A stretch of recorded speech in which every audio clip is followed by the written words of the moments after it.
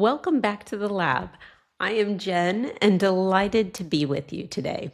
So I'm excited about today's topic, designing a strengths-fueled week, because it is about how we actually build strengths into our lives by intentionally designing them into our days.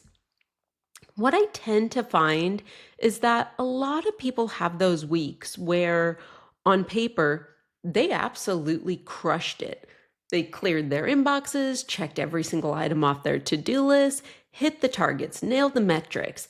And yet come Friday, they're just done. They're entirely drained and just looking towards the weekend. They got the things done, impactful things, but unfortunately, that productivity felt exhausting rather than fueling. So the key with this is productivity doesn't mean that we're fueled by the work that we're doing. Most of us can do pretty much anything that we put our minds to, but that doesn't necessarily mean it's coming from a place of strength. Like take me, for example. I can do math, I can run budgets, I can do it perfectly on time and with excellence. But that doesn't mean it will fuel me and leave me saying, oh, when can I do that again? That's why our strengths awareness is so critical and why I will continue to encourage you to tap into what are those clues that fuel you or drain you. It gives you that information that can help you thrive, even on the stuff that you're not overly enthusiastic about. And when we build our days around our strengths, we have more of that fuel. We have more of that energy so that we're moving through everything better. So today, that's what we're doing. We're zooming out. We're thinking about how do we build, how do we design around strength? It's important for us to remember that our strengths profiles, they're not these static reports or just cool list of descriptors that we attach to our email signatures. Our strengths are really a dynamic system, and they are a dynamic system that have very specific needs. And they need those things in order to help us thrive. So if we don't give them their necessary needs, or maybe we just call them nutrients, shall we say, then they might go hungry. And when our strengths starve, that actually can have a deeper impact than we expect. So let's explore how to intentionally design our day or our week so that we fuel our top themes, we manage our watch points, and we build awareness so that we can take the necessary actions to operate from a place of strength, to feel fueled, and to be at our best. As always, you can find the handout for the episode on my website, www.strengthstudio.com, and then navigate to the lab tab and everything should be there. Okay, so let's start here. In order to even begin designing a strengths-fueled week, you have to look at your top themes. Think about what are my top 5 or top 10. Not just think about them as what are my themes, but think about what is the lens that my themes have and what are those things that my themes need. All of us have preferences or core requirements that can keep up our energy, and our watch points can keep those in check. But knowing these, knowing our themes, knowing how they show up, knowing what we have and what we bring is how then we can be intentional and we can build that strengths-fueled life. So take a look at the worksheet. What you'll notice is there's 4 columns: key themes, key needs, my watch points, and then 1 action. So that's what I want you to do. I want you to think about, what are my themes? what do I need in relation to those themes? What do I need to be mindful of so that I don't over leverage or underutilize? And then what is just one action I can take to fuel or manage my theme in relation to the day or week that I have ahead? And I know examples can be super helpful. So I'm going to give you several, and I'm going to walk through some of my specific examples related to my own strengths. You know, I have learner high. My learner has a key need to acquire new information. I literally need to learn new things constantly. And it's funny, when I look back to elementary school, it reminds me of just how deep my learner goes. By the time I was in sixth grade, I had read every single book in our library, and we had a big library. And I remember the librarian being like, "Oh, Jenny, we have nothing left for you to read aside from encyclopedias." And I was like, "Okay, sign me up. Where do I find those?" So, it's thinking about what are our strengths. And if you have struggles thinking about what do my strengths need, think across your lifespan. Think of, where have my themes showed up? What does that look like? What made me, feel supercharged, right? What made me feel energized? And that can give you insights into what do my themes need. But the thing is, we can't look at this stuff in isolation. And so that's why it's important to think about, okay, what are my top themes? And what is my week ahead? What does this look like in the context of my calendar and what's on the schedule for my day or week? For me, when I see nothing but operational activities or tasks to be done, that can be a problem for me. I know in advance that's draining, even though I'm an achiever, right?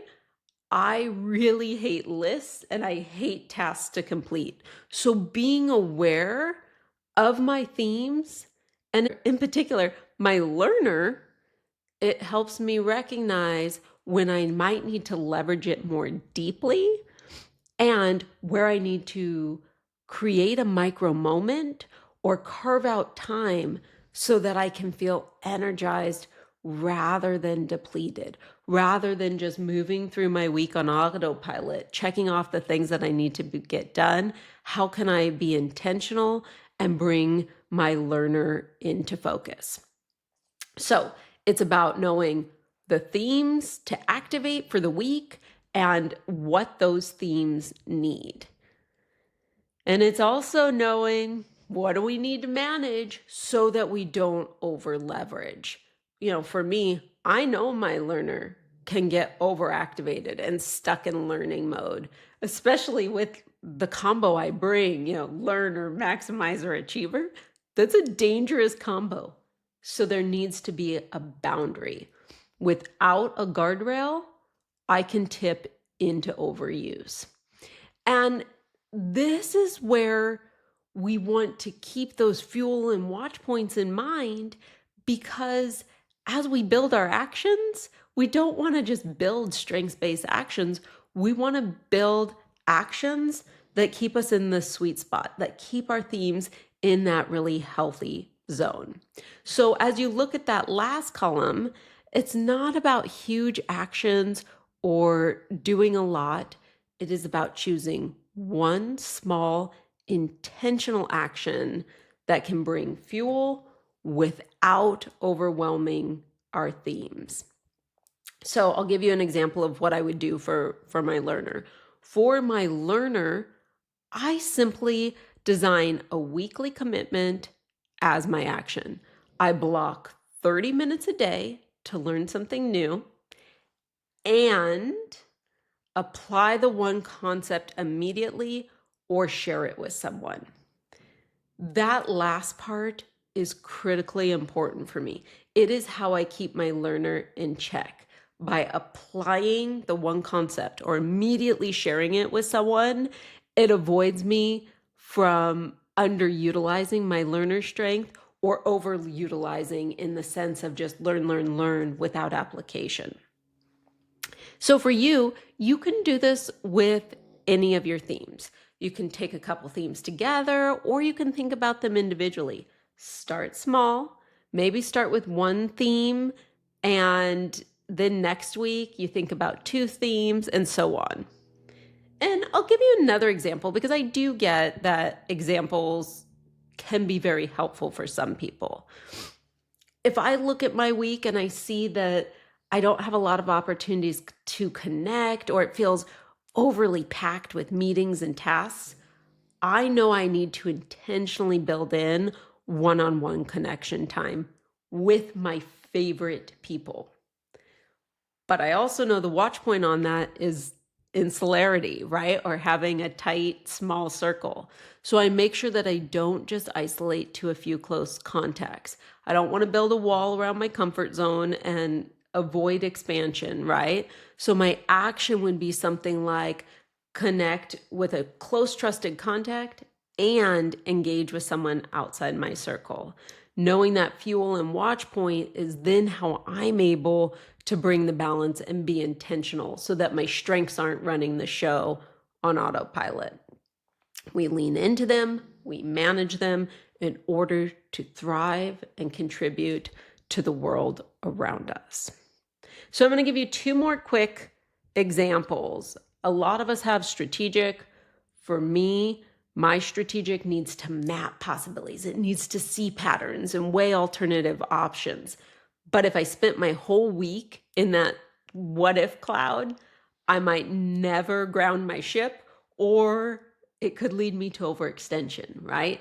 So to keep that strategic healthy, to build it into my week, I make time for that possibility thinking, but I also have to counterweight it. I need to think about, okay, what are my watch points? What's on my plate? Where can I have that possibility thinking, but how can I intentionally manage it? And this is where I try to lean into my analytical colleagues, right?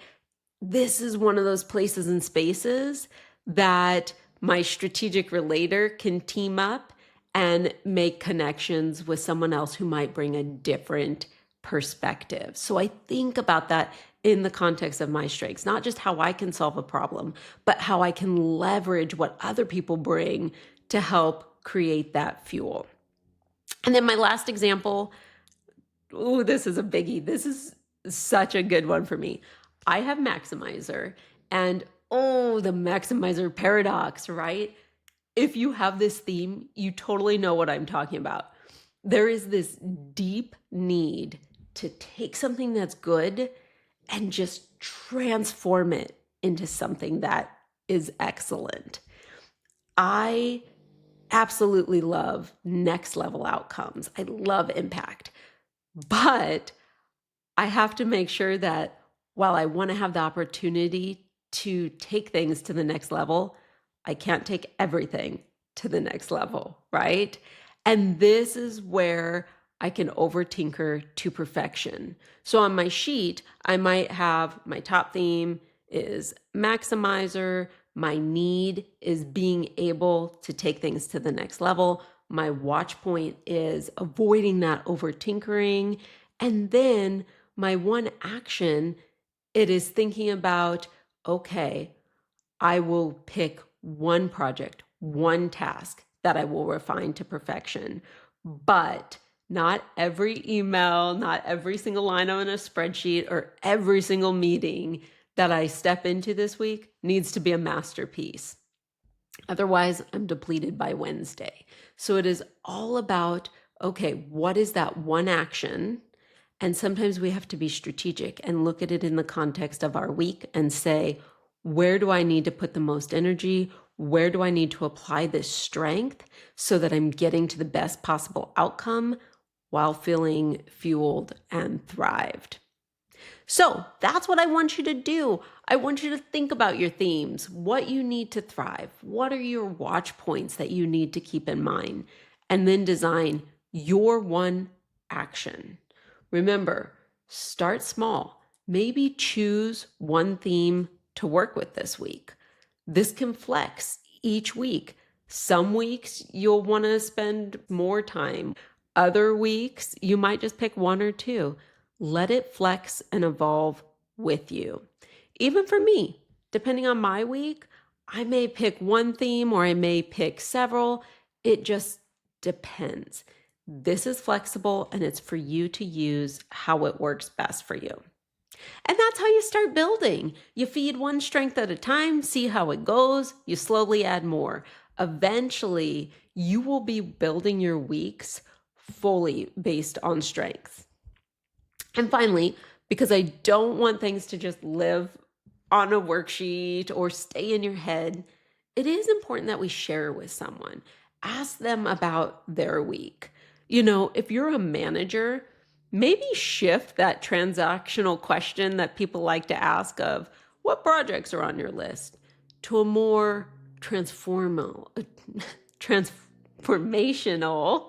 strengths-based question like, what do you need this week? And are there guardrails we need to put up so that your strengths can thrive? When we understand the structural strengths-based needs of the people around us, we really stop guessing and we start collaborating toward impact. If my strategic or ideation brain is looking at a massive data cleanup that's going to leave me completely depleted, but I have a teammate who's analytical or restorative, we might come together because they might thrive bringing order to that chaos.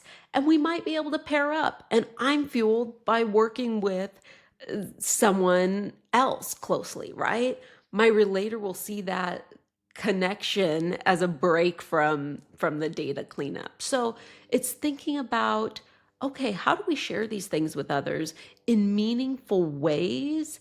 Because when we share, when we talk to one another, that's where we really have the opportunity to expand together from a place of strength that can be fueling for both of us and have a net positive impact. Here's my challenge to you for this week. Spend 10 minutes thinking about your week.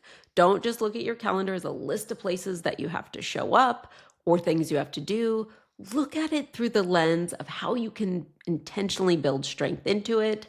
Inventory your top themes, write down your needs, your watch points, identify those micro actions to design from a place of strength to feel fueled without overextension. And don't forget to share and connect with someone to bring those to life and activate them fully. Thanks for joining me today, and I'll see you next week in the lab.